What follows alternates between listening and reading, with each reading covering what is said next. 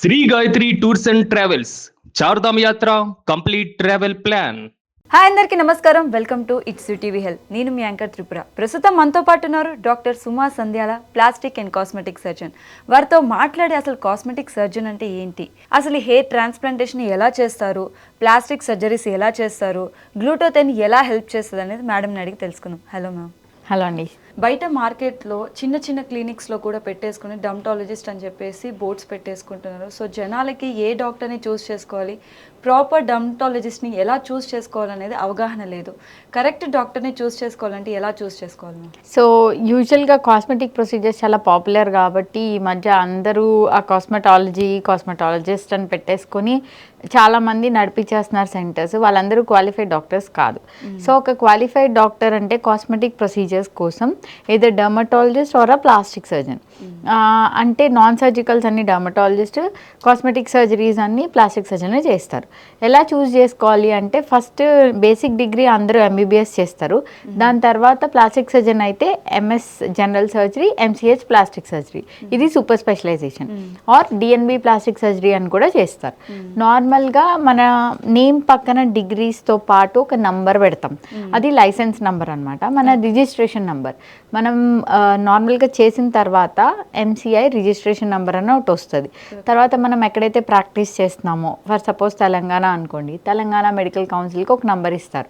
ఆ నెంబర్ మనం సర్చ్ చేస్తే మనం ఏం డిగ్రీస్ ఉన్నాయి, మనం చెప్పింది కరెక్టా కాదా అన్నది దాంట్లో ఉంటుంది. సో అట్లీస్ట్ చెక్ చేసుకునే అంత ఇది పేషెంట్కి లేకపోయినా కూడా ప్రతి డాక్టర్ వాళ్ళ డిగ్రీస్ బోర్డు మీద డిస్ప్లే చేస్తారు. అవి ఒక్కటే చెక్ చేసుకుంటే సరిపోతుంది. ఓకే మ్యామ్, ఇప్పుడు మార్కెట్లో నార్మల్గా creams and serum is fine, different types of వస్తున్నాయి.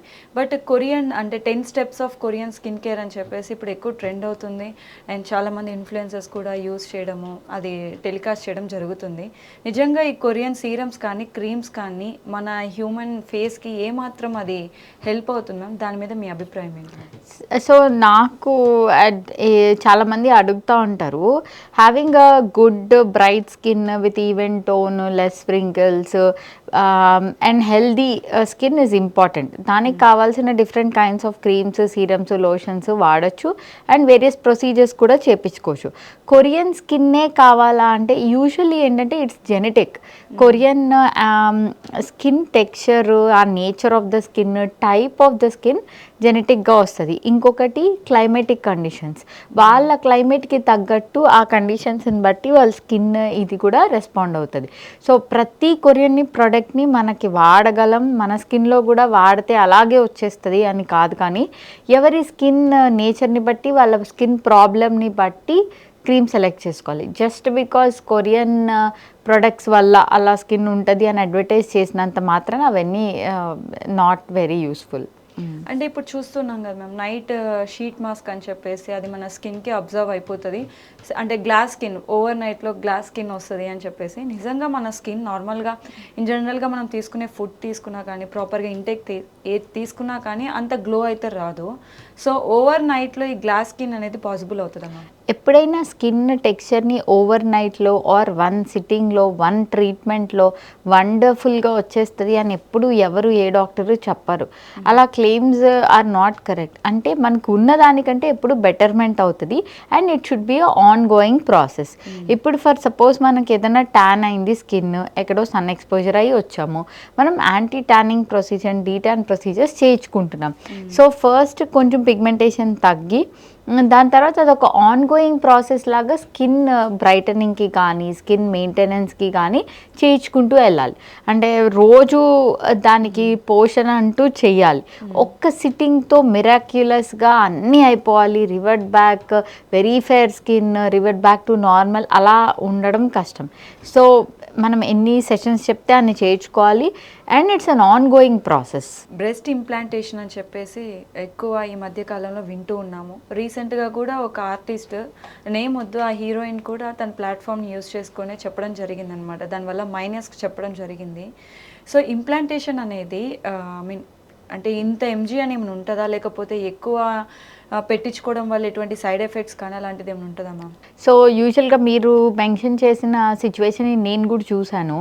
తను నాకు తెలిసి చాలా హెవీ ఇంప్లాంట్స్ పెట్టించుకున్నట్టు నాకు అనిపించింది, నా personal opinion. But usually implant size ఎలా సెలెక్ట్ చేస్తామని ఇట్ ఈస్ పర్సనల్ చాయిస్. కొంతమందికి హెవీ బ్రెస్ట్ కావాలి అనుకొని సైజ్ ప్రకారం కానీ ప్రొజెక్షన్ కానీ కొంతమందికి కోరిక ఉండొచ్చు. అలాంటి వాళ్ళకి అలాంటి ఇంప్లాంట్స్ చూస్ చేస్తాము. But all said and done ఒక్కసారి ఎగ్జామినేషన్ చేసిన తర్వాత we also have something called sizer kit. ఆ సైజర్ కిట్లో ఏం చేస్తామంటే ఇంప్లాంట్ సైజు అప్రాక్సిమేట్గా ఇంత ఎంఎల్ అని పెట్టి వాళ్ళకి పోస్ట్ ఆప్లో ఎంత సైజ్ రావచ్చు అన్నది చూపిస్తాం వాళ్ళకి విజువల్గా.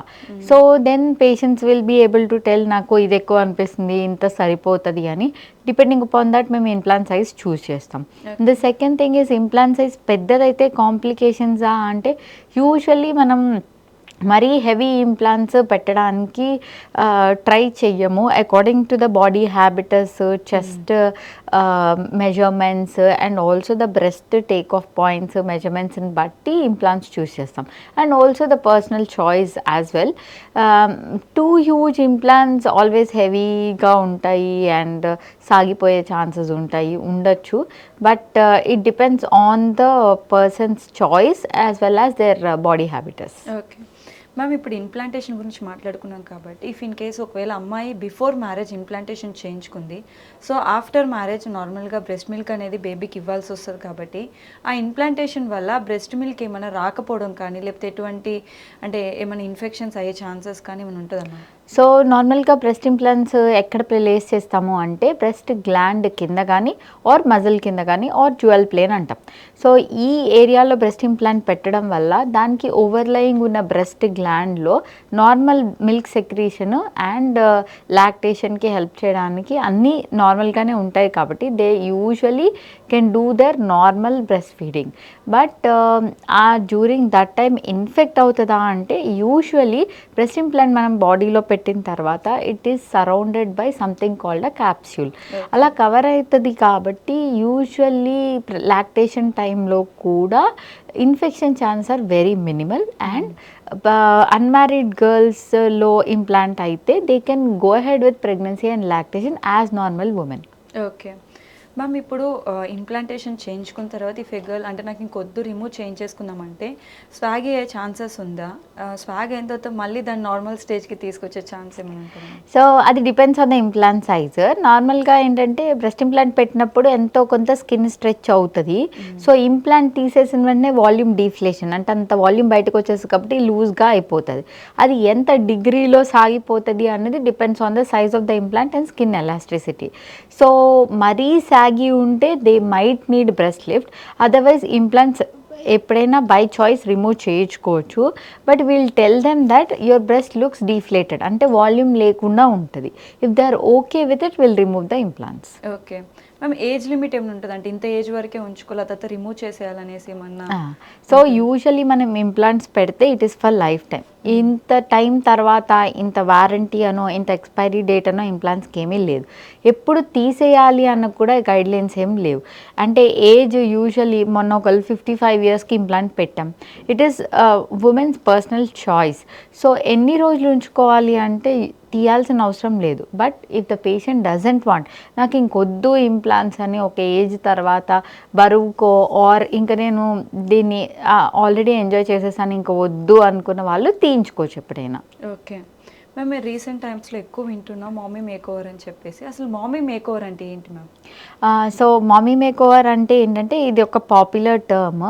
ఇదేంటి post pregnant women pre pregnant స్టేట్కి వెళ్ళడానికి హెల్ప్ చేసే సర్జరీస్ మామీ మేకోవర్ అంటున్నాం. మామీ మేకోవర్ స్పెషలైజేషన్ ఏంటంటే ఈ సర్జరీస్ అన్ని ఇంతకు ముందు కూడా మనం చేస్తున్న సర్జరీసే బట్ అన్నీ కలిపి ఒక ప్లాట్ఫామ్లో లైక్ ఇప్పుడు పోస్ట్ ప్రెగ్నెన్సీ ఏమవుతుందంటే టమ్మీ టక్ మోస్ట్ కామన్గా చేస్తారు. ఇప్పుడు అబ్డామిన్ అంతా బల్జ్ అయ్యి కింద సాగి స్కిన్ వచ్చి తర్వాత డైవారికేషన్ ఆఫ్ రెక్టై అని వస్తుంది. సో ఇవన్నీ కాంపనెంట్స్ పోస్ట్ ప్రెగ్నెన్సీ వస్తాయి. దాన్ని మనం ప్రీ ప్రెగ్నెన్సీటిక్ తేడానికి టమ్మీ టక్ అని ప్రొసీజర్ చేస్తాం. అదే పేషెంట్కి బ్రెస్ట్ కూడా సాగి ఉందనుకోండి, సో దానికి కూడా లిఫ్ట్ కానీ ఆర్ ఇంప్లాంట్స్ కానీ ఆర్ బ్రెస్ట్ రిడక్షన్ కానీ చేస్తున్నాం అనుకోండి, ఈ రెండు కలిపి if we can do it in one stage, అప్పుడు ఉమెన్ ఒకేసారి రికవర్ అవుతుంది కదా. 2 సర్జరీస్ అవసరం లేదు, 1 సర్జరీ, 1 అనస్థీషియా, మోటివేషన్ ఎక్కువ ఉంటుంది, పేషెంట్ కాంప్లియన్స్ ఎక్కువ ఉంటుంది, రికవరీ పీరియడ్ ఒక్కటే ఉంటుంది, 1 షాట్లో they can get back to their pre pregnancy stage. So that is the concept behind mommy makeover. But ఎన్ని ప్రొసీజర్స్ కంబైన్ చేయొచ్చు అనిపిస్తుంది. ఎన్ని ప్రొసీజర్స్ మనం సేఫ్గా ఉమెన్ మీద చేస్తే they can recover and get back to shape అనుకుంటే అన్ని ప్రొసీజర్స్ యాడ్ చేయొచ్చు. మోస్ట్ కామన్ ఇందులో tummy tuck, breast procedures, along with that female genital surgery like vaginoplasty or liposuction of various parts, arms అవ్వచ్చు, thighs అవ్వచ్చు, సబ్మెంటల్ fat అవ్వ ఉండొచ్చు, ఇట్లాంటివి most కామన్గా మిక్స్ చేస్తాం. మ్యామ్ ఇప్పుడు మీరు చెప్పారు ఫ్యాట్ రిమూవ్ చేయడం కానీ అలా జరుగుతుంది అని చెప్పేసి, సో ఫ్యాట్ రిమూవ్ అనేది ఎలా వాటర్ ఫ్యాట్ని రిమూవ్ చేస్తారా, లేకపోతే మనకి బాడీలో స్కిన్ కింద ఉండే సాలిడ్ ఫ్యాట్ని రిమూవ్ చేస్తుంటారు మ్యామ్? నార్మల్గా లైపోసక్షన్ అన్నది ఫ్యాట్ రిమూవల్ ప్రాసెస్. లైపోసక్షన్ అందరూ నేను వెయిట్ లాస్ కోసం చేయించుకుంటారని చెప్తారు, but it is a big myth. Liposuction is not a weight loss procedure, it is removal of fat, solid ఫ్యాటే. దాన్ని ఏం చేస్తామంటే లైస్ చేసి సక్షన్ చేసి తీసేస్తాం. సో దాంట్లో వేరియస్ కైండ్స్ ఆఫ్ మెషిన్స్ ఉన్నాయి లైపోసక్షన్ కోసం. మాన్యువల్ లైపోసక్షన్ అంటాం, పవర్ అసిస్టెడ్ లైపోసక్షన్ అంటాం, వేజర్ లైపోసక్షన్ అంటాం.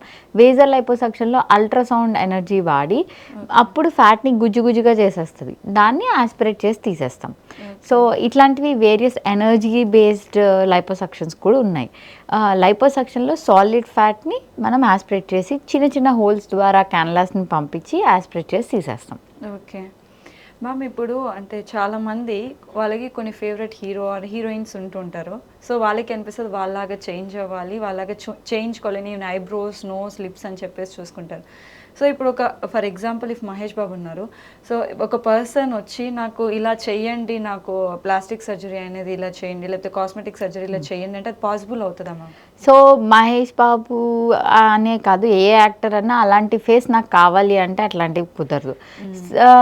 ఫర్ సపోజ్ ఫేసే చేంజ్ చేయాలి అనుకుంటే కొన్ని పార్ట్స్ని like asymmetry, shape, size, deformities ఉన్న వాళ్ళకి, నోస్ పక్కకు ఉన్న వాళ్ళకి, అట్లాంటి వాళ్ళకి కరెక్షన్ చేసి వాళ్ళ ఫీచర్స్ని బెటర్గా చేయొచ్చు. అంతే తప్ప వేరే వాళ్ళ నోసో ఆర్ యాక్టర్స్ నోస్లో ఫేస్ అలా రెప్లికేట్ చేయలేం. వాళ్ళకున్న ఫీచర్స్ని ఈస్థెటికలీ బెటర్ చేయగలం. మ్యామ్, హెయిర్ ట్రాన్స్ప్లాంటేషన్ గురించి చూసుకుంటే ప్రీవియస్ కన్నా కొంచెం అప్గ్రేడెడ్ ట్రాన్స్ప్లాంటేషన్స్ అనేది ఇప్పుడు వచ్చాయి మ్యామ్ అందుబాటులో. బట్ ఇప్పుడు సోషల్ మీడియాలో చూస్తే కూడా కొన్ని టర్కీ ఏరియాస్లో అంటే అట్ సైడ్లో ఈజీగా సమ్ హెయిర్ ట్రాన్స్ప్లాంటేషన్స్ చూస్తున్నాం మనం. జస్ట్ ఒక ప్యాచ్ వేసేస్తున్నారు, హెయిర్ ట్రాన్స్ప్లాంటేషన్ అయిపోతుంది అని చెప్పేసి చెప్తున్నారు. అసలు హెయిర్ ట్రాన్స్ప్లాంటేషన్ ప్రాసెస్ ఎలా ఉంటుంది మ్యామ్? అది ఎంతవరకు సేఫ్, అంటే అవి సేఫా లేకపోతే ప్రాసెస్ ఎలా ఉంటుంది? సో 2 కాంపనెంట్స్గా డివైడ్ చేద్దాం. హెయిర్ ట్రాన్స్ప్లాంటేషన్ ఎలా చేస్తారు? హెయిర్ ట్రాన్స్ప్లాంటేషన్లో లోకల్ అనస్థీషియాలో చేసే ప్రొసీజరే, కాకపోతే ఇట్ ఈస్ లాంగ్ అవర్స్ అనమాట, అంటే 6 to 8 hours అలాగా, బికాస్ స్లోగా హెయిర్ ఫాలికల్స్ ఎక్స్ట్రాక్ట్ చేసి మళ్ళీ ఇంప్లాంట్ చేయాలి and that procedure takes time.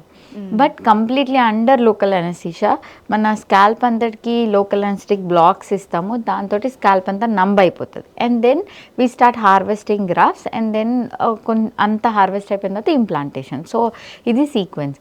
Hair transplantation being a local anaesthesia procedure అందరూ చాలా ఈజీ అనుకొని అన్క్వాలిఫైడ్ పర్సన్స్ కూడా పిక్ చేసుకొని, because it has a monetary aspect too, so దాన్ని చేయాలని ట్రై చేస్తున్నారు. బట్ యాక్చువల్లీ ఏంటంటే it's a proper surgical procedure.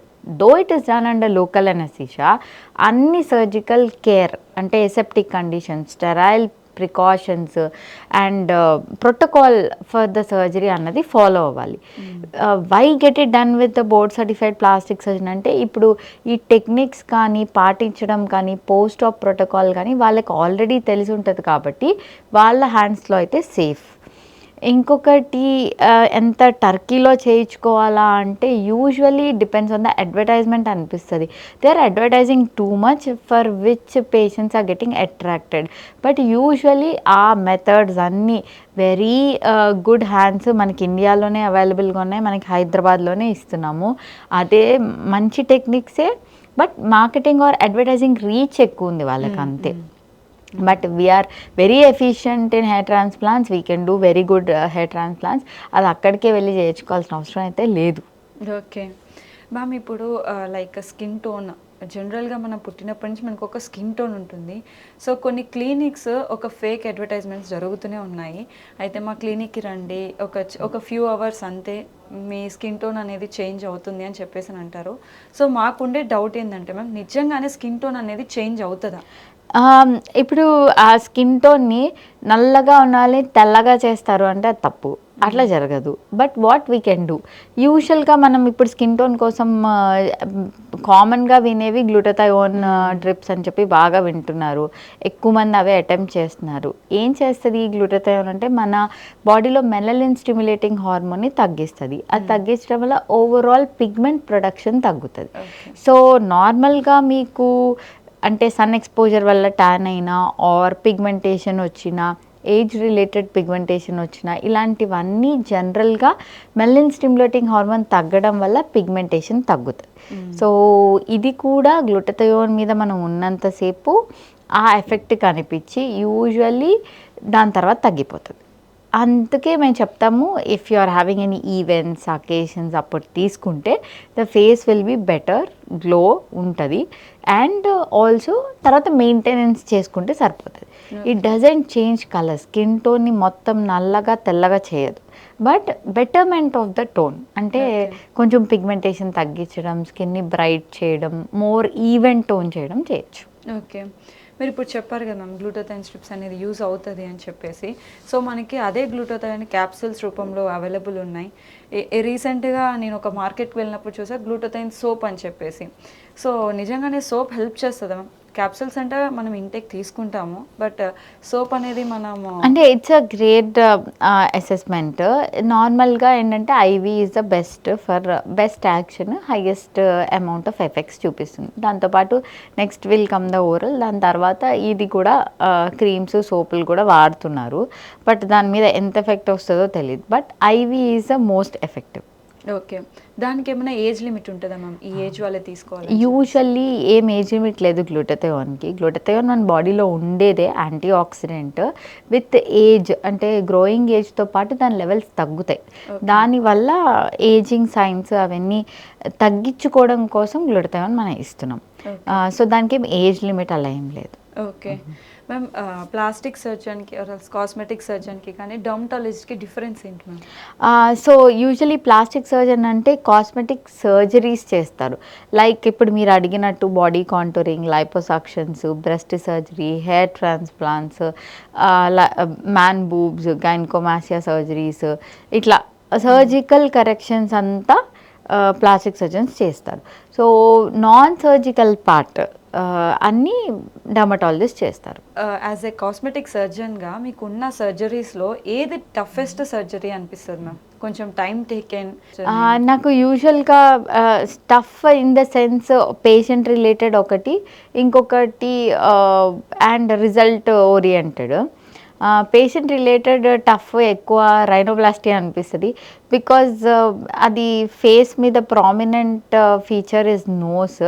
Everybody వాళ్ళ నోస్ని రిపీటెడ్గా చూసుకుంటారు కాబట్టి మైనర్ చేంజెస్ కానీ డిఫికల్టీస్, చిన్న డిఫార్మిటీస్ ఉన్నా కూడా ఈజీగా నోటిసబుల్. సో పేషెంట్ రిజల్ట్స్తో వాళ్ళని కన్విన్స్ చేయడం కొంచెం కష్టమే. I feel rhinoplasty will be challenging. But result oriented అంటే mommy makeover, because there are multiple procedures involved and lot of expectations from the patient's end. Multiple procedures ఒకే స్టేజ్లో చేస్తే speed ఉండాలి, accuracy ఉండాలి, ఫైన్ స్కిల్స్ ఉండాలి, result oriented ఉండాలి, and patient recovery బాగుండాలి. So ఇదవేస్ ఆ రెండు నాకు డివైస్ ఛాలెంజింగ్ అనిపిస్తాయి. మేడం ఇప్పుడు మీరు చెప్పారు మామీ మేక్ ఓవర్ అని చెప్పేసి, సో దాంట్లో మీరు టమ్మీ టక్ అని చెప్పేసి అన్నారు. స్ట్రెచ్ మార్క్స్ తీసుకుంటే మ్యామ్ నార్మల్గా చాలామంది అఫోర్డ్ చేయలేక క్రీమ్స్ త్రూ మనము తగ్గించుకుందాం అని చెప్పేసి ట్రై చేస్తూ ఉంటారు. సో నిజంగానే బై క్రీమ్ మనము ఆ స్ట్రెచ్ మార్క్స్ని తగ్గించగలుగుతామా ma'am? So stretch marks one of the most difficult things to be treated. దాంట్లో మనం క్రీమ్స్ కానీ వాట్ ఎవర్ లేజర్ కానీ ఇట్లాంటివి చాలా ఆప్షన్స్ మనకు వచ్చాయి, కానీ దాంట్లో కూడా మ్యాక్సిమం 30-40% రిజల్ట్స్ చూస్తాం అట్లీస్ట్ మా దగ్గర. Some doctors might be having more, వాళ్ళని ఆప్ట్ చేయొచ్చు. క్రీమ్స్తో కూడా I don't think it is a very good thing to treat. దాని రిజల్ట్స్ అంత ఫెచ్చింగ్గా ఉండవు. మ్యామ్ ఇప్పుడు లిప్ ఫిల్లింగ్ కూడా ఎక్కువ వస్తూ ఉంది. సో కొన్ని ఫెయిల్ అయిన కేసెస్ కూడా ఉంటాయి. ఫెయిల్ ఎందుకు అవుతాయి మేము అసలు? సో నార్మల్గా ఫెయిల్ అని అనడం కంటే ఇట్ ఇస్ అగైన్ ఇప్పుడు లిప్స్ పౌటింగ్ లిప్స్ అన్నది చాలా ట్రెండీగా అనిపిస్తున్నాయి.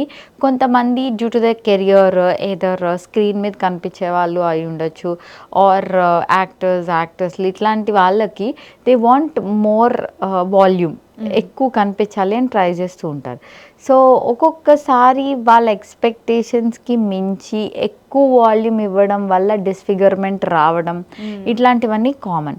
ఎందుకు ఫెయిల్ అవ్వడం అంటే వన్ థింగ్ ఇస్ ఎక్స్పెక్టేషన్స్. మనం ఎంత వాల్యూమ్ కావాలి అన్నది డాక్టర్కి కరెక్ట్గా ఎక్స్ప్లెయిన్ చేయగలిగితే అంత వాల్యూమ్ ఇచ్చి వాళ్ళని సాటిస్ఫై చేయొచ్చు. సమ్ టైమ్స్ తక్కువ అవ్వచ్చు, ఎక్కువ అవ్వచ్చు, దాన్ని ఫెయిల్యూర్ అని కూడా అంటారు. ఇది కాకుండా పర్సే ఫిల్లర్స్కి కొన్ని కాంప్లికేషన్స్ ఉండొచ్చు. ఎందుకంటే వాస్కులర్ స్ట్రక్చర్స్ దగ్గర ఇచ్చేటప్పుడు ఒక్కొక్కసారి ఫిల్లర్ వెజల్లోకి వెళ్ళొచ్చు అండ్ లోకల్ నెక్రోసిస్ కాజ్ చేయొచ్చు. ఇవన్నీ కాకుండా చిన్న కాంప్లికేషన్, బ్రూయిజెస్ రావడం, అక్కడ రెడ్నెస్ రావడం, స్వెల్లింగ్ రావడం, ఇలాంటివన్నీ జరగచ్చు. ఇవన్నీ కూడా కొద్ది రోజుల్లో సెటిల్ అయిపోతాయి. But lip fillers are very promising, good results ఇవ్వచ్చు ఫిల్లర్స్. ఇఫ్ ఇన్ కేస్ ఒక లిప్ ఫిల్ చేయించుకున్న తర్వాత కిస్ చేసుకున్నప్పుడు కానీ అటువంటి ప్రాబ్లమ్స్ ఏమైనా వస్తాయా అని చెప్పేసి ఫిల్లర్స్ బయటకు వచ్చేయడం కానీ? కరెక్ట్. సో యూజువల్గా ఏం చేస్తామంటే ఫిల్లర్స్ ఇచ్చిన తర్వాత 24 hours దాన్ని వాష్ చేయొద్దు, తాకద్దు అని చెప్తాము. దాని తర్వాత నుంచి రొటీన్ నార్మల్ హ్యాండిల్ ఎలా చేస్తామో అలాగే చేస్తాం. ఫ్యూచర్లో ఇట్ లుక్ వెరీ నేచురల్, సాఫ్ట్గా ఉంటాయి. ఇంకా దాన్ని ఎటువంటి ట్రామా కానీ, ఇంజరీ కానీ, కిస్ కానీ ఏం చేసినా కూడా దానికి ఏం కాదు. దాని గురించి ఆలోచించాల్సిన అవసరం లేదు. ఓకే. అండ్ లిప్ టింటింగ్ కూడా వచ్చింది మ్యామ్. ఇప్పుడు ప్రతిదానికి ఐబ్రో టింటింగ్ వచ్చింది, లిప్ టింటింగ్ వచ్చింది. సో ఐ మీన్ ఈ ఐబ్రో అయినా సరే మన లిప్ అయినా చాలా సెన్సిటివ్ పార్ట్ మన ఫేస్లో. సో దాని మీద ఆ చిన్న బ్లేడ్స్ పెట్టడం వల్ల ఎటువంటి సైడ్ ఎఫెక్ట్స్ వస్తాయి మ్యామ్? ఇప్పుడు ఐబ్రో ఫిల్లింగ్ కూడా చిన్న క్లినిక్స్ అనే కదా, ఈవెన్ సెలూన్స్లో కూడా అవైలబుల్ వచ్చేసాయి ఇప్పుడు. సో అది మీలాంటి సర్జన్స్ దగ్గర చేయించుకోవడానికి బయట ఈ సెలూన్స్లో వాళ్ళు ఇవ్వడం అంటే తక్కువ రేట్ అని చెప్పేసి అక్కడికి వెళ్ళిపోతూ ఉన్నారు. సో ఎలాంటి రిస్క్ మనం ఫేస్ చేయొచ్చు మేము ఒకవేళ? సో పర్సే ఇవన్నీ అప్రూవ్డ్ ప్రొసీజర్స్. మైక్రోబ్లేడింగ్ కానీ, లిప్ టింట్ కానీ ఇవన్నీ చేయించుకుంటారు అండ్ క్వాలిఫైడ్ పర్సన్స్తో చేయించుకోవచ్చు. ప్రతి ప్రొసీజర్కి ఏదో ఒక రిస్క్ అంటూ ఉంటుంది. బ్లేడ్స్ పెట్టడం వల్లే కాదు, కానీ it could be the wrong procedure or wrong unqualified person చేయడం వల్ల ఎక్కువ కాంప్లికేషన్స్ ఉండొచ్చు. సో ఎప్పుడైనా మనం ఇవన్నీ అప్రూవ్డ్ ప్రొసీజర్స్ కాబట్టి ఒక ట్రైన్డ్ ప్రొఫెషనల్ని సెలెక్ట్ చేసుకుంటే మనకి కాంప్లికేషన్ రేట్ చాలా తక్కువ. సో యాజ్ ఒక పర్సన్ హెల్తీ స్కిన్ని మెయింటైన్ చేసుకోవాలి అని అంటే ఎటువంటి జాగ్రత్తలు తీసుకోవాలి? నార్మల్గా ఏంటంటే ప్రతి పర్సన్కి whether be it men or women ఒక స్కిన్ కేర్ రొటీన్ అన్నది ఫాలో అవ్వాలి. దాంట్లో బేసిక్ అన్నది ఫాలో అయినా పర్వాలేదు, but that should be consistent. It should be a on going process. మన దగ్గరికి వచ్చిన వాళ్ళందరూ అసలు ఈ స్కిన్ కేర్ రొటీన్ అంటే తెలియని వాళ్ళు చాలామంది ఉంటారు. మనం పాతకాలంలో మనకి నేర్పించేది ఏంటంటే నేచురల్ మెథడ్స్ వాడండి, క్రీములు వాడొద్దు అలా చెప్పేవాళ్ళు కరెక్ట్. బట్ ఆ ఎన్వైర్మెంటల్ కానీ ఆ డైట్ కానీ ఇప్పుడు లేదు. Now we're eating lot of adulterated food, junk food అలాంటివి తింటున్నాం. And there's lot of pollution, environmental changes ఉన్నాయి. సో దీనివల్ల మన స్కిన్ మీద ఎంతో కొంత స్ట్రెస్ పడుతుంది. ఏజింగ్ చాలా తొందరగా రావడం, స్కిన్ టోన్ తగ్గిపోవడం, అనీవెన్ టోన్ అయిపోవడం, ఫైన్ రింకిల్స్ రావడం, ఇట్లాంటివన్నీ ఎర్లీగా చూస్తున్నాం. సో మనం స్కిన్ రొటీన్ని ఫాలో అవడం వల్ల ఇవన్నిటిని ట్యాకిల్ చేస్తూ ఒక హెల్దీ స్కిన్ని మెయింటైన్ చేయొచ్చు. So morning face wash followed by a moisturiser, sun screen, night ఒక face wash and night cream, ఇట్లాంటి బేసిక్ స్కిన్ కేర్ రొటీన్ మంచి డర్మటాలజిస్ట్ని కన్సల్ట్ చేసి తీసుకోవాలి. అండ్ టు సే దట్ నేను కూడా వాడతాను ఆ స్కిన్ కేర్ రొటీన్. అలాంటి వాడడం వల్ల ఏంటంటే at least will protect what we have. అదేమి మిరాక్యులస్గా మీకు ఒక్క రోజులో రిజల్ట్స్ కాదు, కానీ we're protecting what we have. Okay ma'am, ఇప్పుడు చాలామంది ఓవర్ వెయిట్ ఉంటారు, వాళ్ళు సడన్గా తగ్గిపోవడం జరుగుతుంది. అంటే వెయిట్ లాస్ అయినప్పుడు తగ్గినప్పుడు వాళ్ళ స్కిన్ అనేది చాలా సాగి ఉంటుంది. సో దాన్ని ఎలా ట్రీట్ చేస్తారు మ్యామ్? ఇప్పుడు ఉన్న నాన్ సర్జికల్ వెయిట్ లాస్ అవ్వచ్చు, బేరియాట్రిక్ అవ్వచ్చు, ఆర్ పేషెంటే ఏమైనా డైట్ ఫాలో అయ్యి జిమ్ అలాంటివన్నీ ఎక్సర్సైజ్ చేయడం వల్ల కూడా వెయిట్ లాస్ అవ్వచ్చు. So massive weight loss more than 15 to 20 kgs అయినప్పుడు ఫ్యాట్ కాంపోనెంట్ తగ్గిపోతే మిగతా స్కిన్ ఎక్సెస్ హ్యాంగింగ్ అయిపోతుంది. సో ఇట్లాంటి వాళ్ళకి మ్యాసివ్ వెయిట్ లాస్ సర్జరీస్ అంటాం. పోస్ట్ బేరియాట్రిక్ అవ్వచ్చు, మ్యాసివ్ వెయిట్ లాస్ సర్జరీస్లో ఏం చేస్తామంటే ఆ ఎక్సెస్ స్కిన్ని ఎక్సిషన్ చేస్తాం. సో దాంట్లో ఇంకా కాంపోనెంట్స్ ఉంటాయి, బట్ ప్యూర్ లేమన్ టర్మ్స్లో ఆ ఎక్సెస్ స్కిన్ని ఎక్సైజ్ చేసి కాంటూరింగ్ చేయొచ్చు. మోస్ట్ కామన్ టమ్మీలో కూడా బెల్ట్ లైపెక్టమీ అని, అప్పర్ బాడీ లిఫ్ట్ అని, బ్రెకియోప్లాస్టీ, మీడియల్ థై లిఫ్ట్, ఇట్లాంటి చాలా ప్రొసీజర్స్ ఉన్నాయి ఫర్ ఈ సాగి స్కిన్ ఎక్సెస్ స్కిన్ని రిమూవ్ చేసి స్కిన్ టైట్నింగ్ చేయొచ్చు. మ్యామ్, ఇప్పుడు ట్రాన్స్జెండర్స్ చూసుకుంటే వాళ్ళు ఎక్కువ మీ దగ్గరికి రావాలి, కాస్మెటిక్ సర్జన్ దగ్గరికి వచ్చి వాళ్ళు సర్జరీ చేయించుకోవాల్సి వస్తుంది. సో వాళ్ళకి పైన అంటే ఆల్మోస్ట్ వాళ్ళు ఒక మేల్ బాడీ నుంచి మనం ఫీమేల్ బాడీకి చేంజ్ చేస్తాం. ఆ స్కిన్ అనేది కానీ ఆ స్ట్రక్చర్ కానీ ఎలా మెయింటైన్ చేయాల్సి వస్తుంది మ్యామ్? ఎలా సర్జరీ అనేది ప్రాసెస్? సో నార్మల్గా వాళ్ళ ఇది తర్వాత ఏదో male to female or female to male endocrinologist opinion and psychological evaluation అవుతుంది.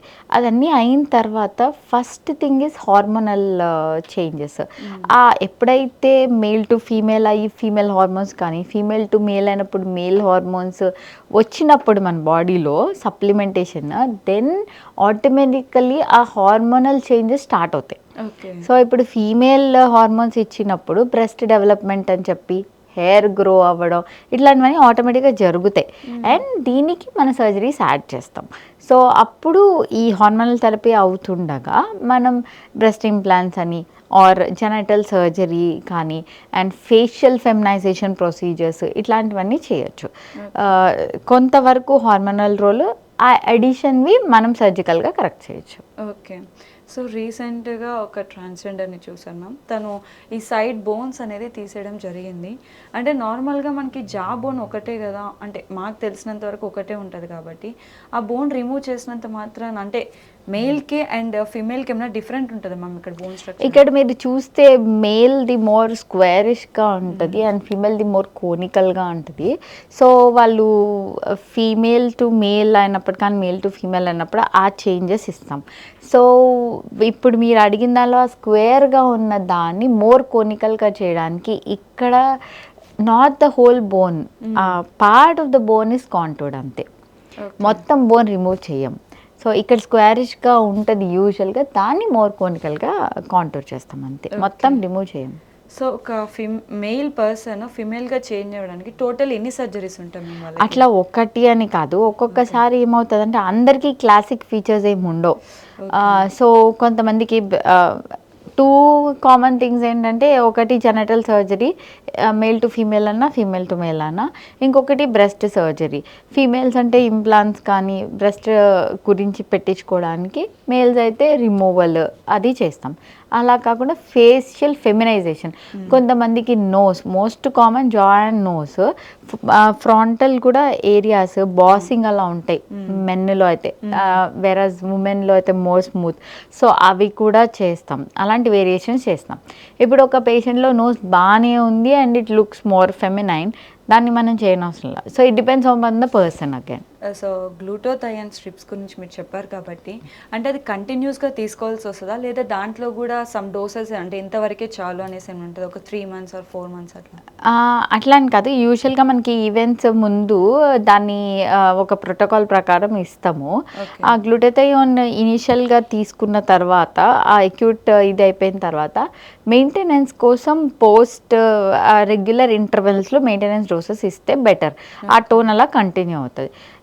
యూజువల్లీ ఇది ఈవెంట్స్ ముందు తీసుకుంటున్నారు అండ్ ఈవెంట్స్ తర్వాత మెయింటెనెన్స్ కూడా వస్తే బాగుంటుంది అని, అంతే. Okay okay, thank you so much ma'am, చాలా వాల్యుబుల్ ఇన్ఫర్మేషన్ మాతో షేర్ చేసుకున్నారు. Thank you. Thank you so much. Yeah.